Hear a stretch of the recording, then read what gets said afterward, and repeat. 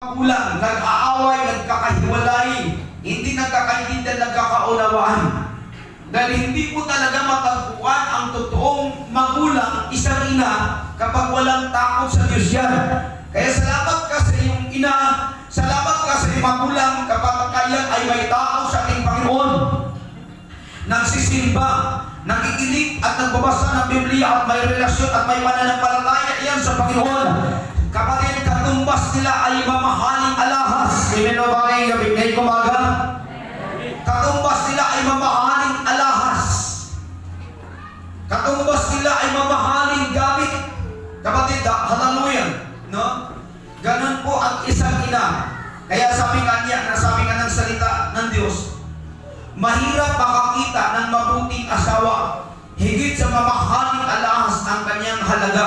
Mahirap makakita. Diba? Mahirap. Pastor Mark dyan.